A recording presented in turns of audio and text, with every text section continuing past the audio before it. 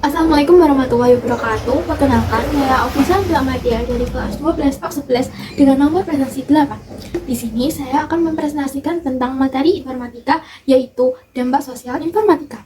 Silakan disimak. Dampak sosial informatika. Pembahasan yang pertama adalah peran teknologi digital dan informatika pada media sosial. Teknologi digital dan informatika telah berkembang pesat, yang memungkinkan terjadinya komunikasi dan akses informasi tanpa adanya batasan.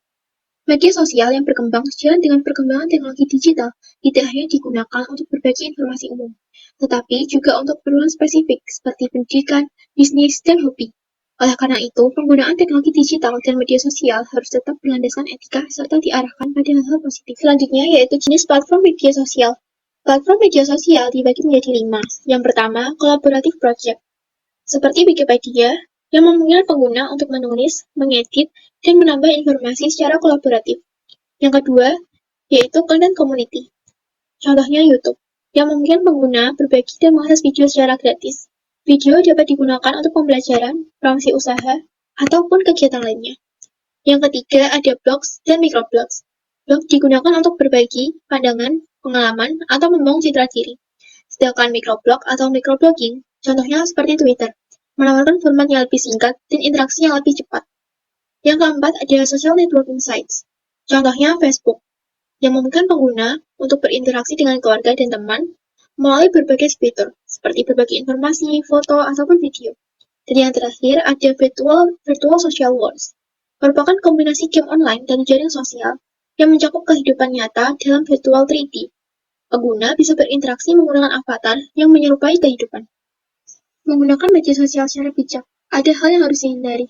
Yang pertama, memecahkan masalah pribadi dan memulai konflik di media sosial. Dan kita tidak boleh memberikan komentar negatif atau mencela orang lain. Dan hal yang harus kita lakukan, yaitu bijak dalam berbagi status, video, dan foto. Memeriksa kebenaran informasi sebelum menyebarkannya, menjaga data pribadi agar tidak disalahgunakan, berhati-hati dalam transaksi online untuk menghindari penipuan, dan yang terakhir, memikirkan dampak sebelum memposting sesuatu, karena jejak digital sulit dihapus. Peran informatika pada bidang pendidikan. Pada saat pandemi COVID-19 membawa dampak besar bagi pendidikan di Indonesia, sehingga pembelajaran daring menjadi solusi untuk menjaga kelangsungan belajar mengajar.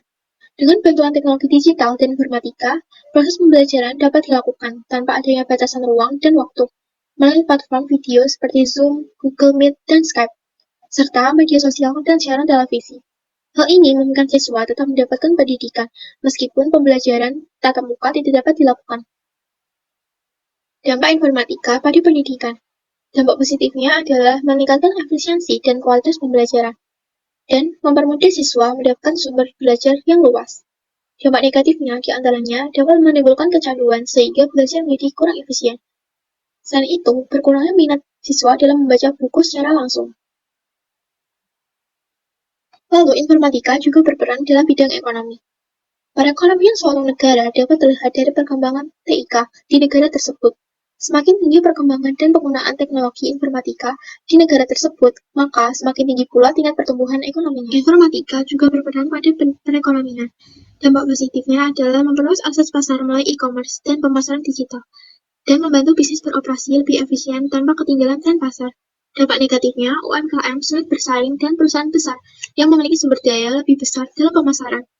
Dan terakhir, berkurangnya kebutuhan tenaga kerja. Aspek hukum produk informatika. Yang pertama, hak kekayaan intelektual meliputi perlindungan software, aplikasi, dan teknologi. Yang kedua, etika dan privasi data, yaitu regulasi seperti UU ITE dan GDPR. Dan yang terakhir, keamanan cyber, yaitu upaya hukum untuk melawan kejahatan cyber. Pembahasan yang terakhir yaitu informatika untuk masa depan.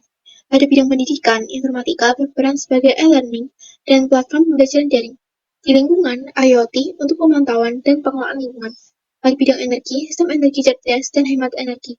Pada bidang kesehatan, telemedicine dan sistem diagnosis berbasis AI.